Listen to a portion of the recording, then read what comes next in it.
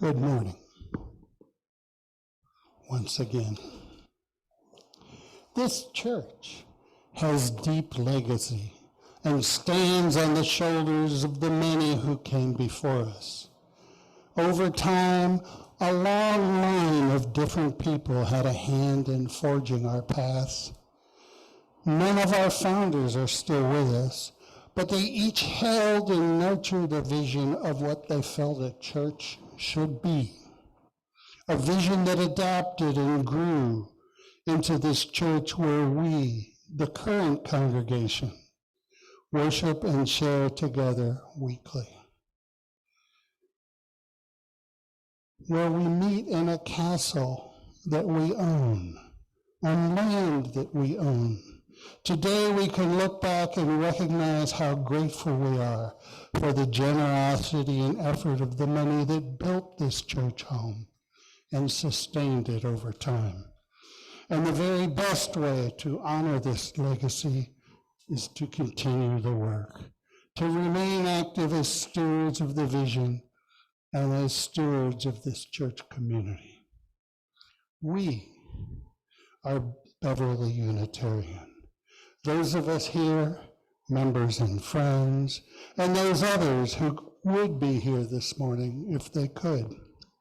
We are this community, and we are now the stewards of its legacy.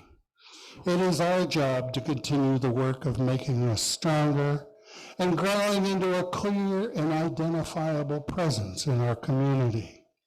It is our job to ensure that the values we share are held up before the world outside our walls. It is our job to remain a force striving towards a future that we would be proud to share with all. We are effective stewards when we live our values in our ongoing life, helping others and newcomers alike work towards personal fulfillment, growth, a sense of belonging. We are effective stewards when we manifest our values in our lives outside of church as we individually pursue causes and programs that fit our interest and inclination. We are effective stewards when we come together to address issues of justice and equality or act to protect our planet home. We are effective stewards when we build joy and play into our time together. We are effective stewards when we share our talents in worship, on committees, and in leadership. We are effective stewards when we make the coffee, if we can figure out how, wash the dishes, and bring snacks to share. We are effective stewards when we pick up trash, stack up chairs, plant gardens, repair the things that break, and improve our physical space. We are the church, and our building and shared space are but a powerful symbol of our connection to one another.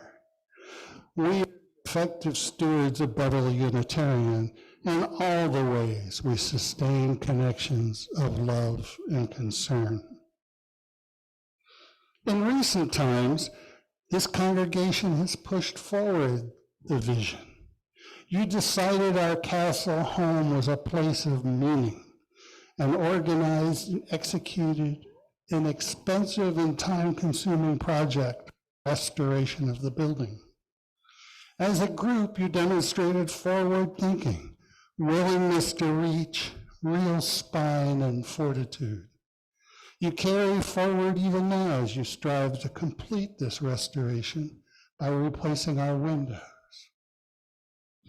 We must resist the urge to relax and take a break and rest on our successes, because there is yet so much to do. Because the church is more than the building. The church is what we do, who we serve, how we hold up our values and challenge one another. What we have here is beautiful, deeply meaningful, and it has immense worth. and it requires stewardship, continued stewardship, just to survive. You each bring special and personal gifts to the community and contribute in ways that are sometimes obvious, sometimes unseen. The talent, skill, and energy that you volunteer to make this place go is inspiring. So much hard work. I hope that you usually enjoy it and find some fulfillment and reward from these efforts. But another mode of stewardship is also essential to support this church community, the one that led me to title this message, Ka-Ching. Yes, the old cash register noise, the sound of money, income. Running this congregation and its programs is an expensive proposition.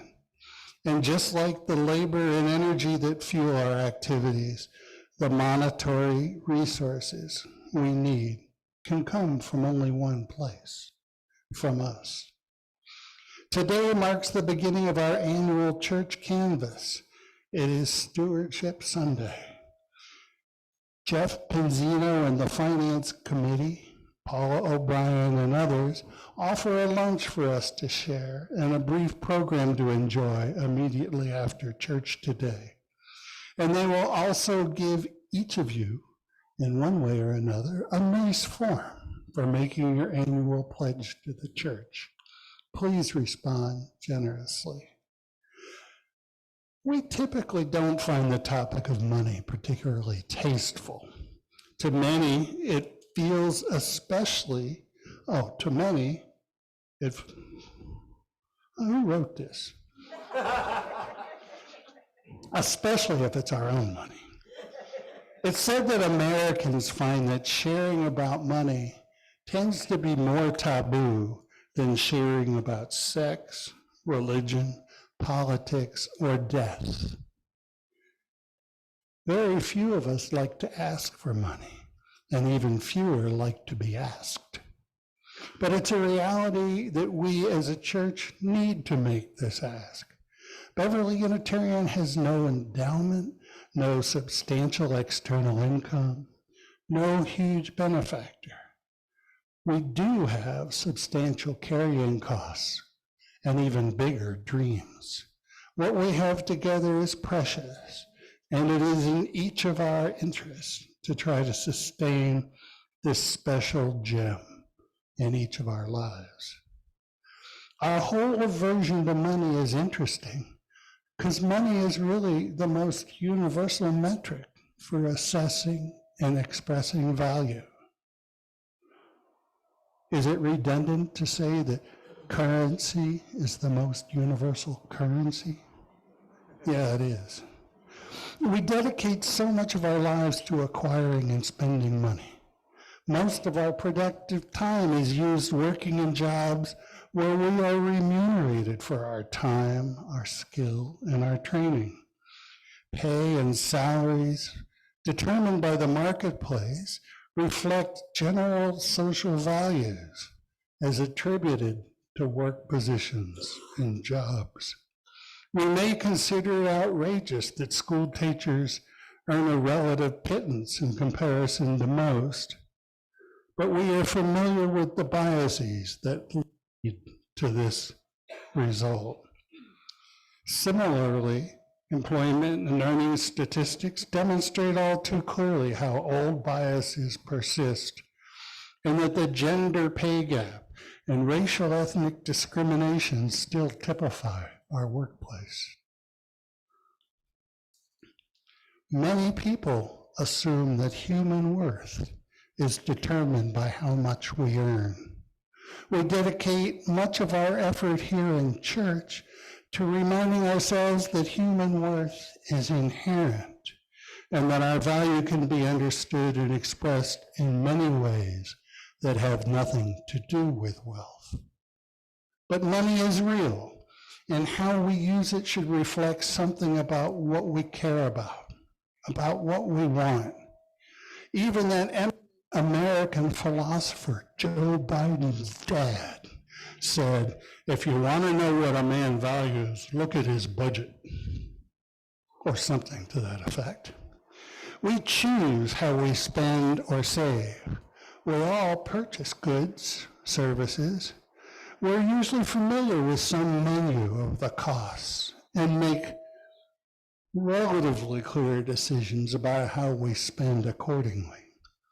A deep slate of preferences and judgments are revealed whenever we budget to make purchases. And most of us have a fairly well worked out calculus that governs our spending. And the rest of us will bless the rest of us. When it comes to supporting a church, the guidelines aren't quite so clear. In many Christian traditions, this is made simple by a biblical mandate to tithe, to contribute 10% of your income to the church. We fortunately don't subscribe to this notion. There is a concept in some circles known as the UU tithe, where persons decide as a personal spiritual practice to donate at least 10% to worthy causes. And some find great satisfaction by participating in these acts of generosity. But even for these UUs, church is usually just one of the worthy causes they support. What is clear, though, is that if church is a value to you, you should feel compelled to support its program and operation at whatever level you can. We do not run a stewardship campaign to shame you into donating to the church. We run a stewardship campaign to remind you that you want to support the church and its programs, to make contributions. How you spend reflects what you personally value. And I would encourage all to think deeply about what we value in our lives and in the world, what is important, what makes a difference to you. And let me, as I tend to do far too often, take you on a little side trip into my own thinking. I predict that a huge shift will occur over the next generation regarding how we all earn and spend money, and that we need to prepare by learning to describe how we view and assess our concept of value of all kinds. Here's the premise. We're probably all familiar with recent history of manufacturing during our lifetime, where the modernization of production techniques and materials pretty much wiped out demand for skilled labor in the hard manufacturing sector. Many factories closed, and others have near-empty parking lots. There's been a big hue and cry about the loss of traditional factory jobs. Yet some jobs went to other countries, and many others became obsolete. In truth, there have been a net gain in jobs in the United States over this time, but the new jobs are in different sectors, in different places, at different pay scales. Some, mostly service jobs, pay less than skilled labor, and some, mostly tech jobs, require a lot of special training and education. Even as work sectors have changed, though, the basic idea is that we earn our money by participating in the labor force. This has persevered. This is what each of us prepared for and what we teach our kids.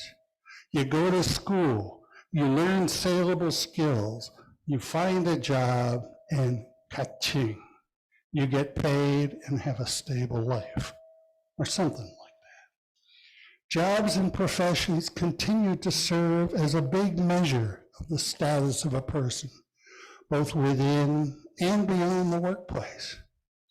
My conjecture, though, is that this entire system will be disrupted by advances in technologies like robotics and artificial intelligence. Very soon, most tasks that we think of as what people do for a living, whether it be flipping burgers, driving a bus, working retail, building cars, doing clerical work, farming, delivering sermons, or whatever, Most of the current things we know as jobs will be replaced or dramatically rearranged by new and smart technologies. Human intervention and supervision will remain substantial, but most real tasks will be mechanized and sourced to intelligent devices. Now, I don't personally view this as a threat in itself. I think we should all be willing to embrace technology as if we have a choice whether to embrace it or not, and accept the potential enhancements to productivity, efficiency. These are a good thing. But, and this is a huge but, I expect these changes will profoundly uproot our understanding of work, of leisure, of money, of time, of personal worth, and of the distribution of resources.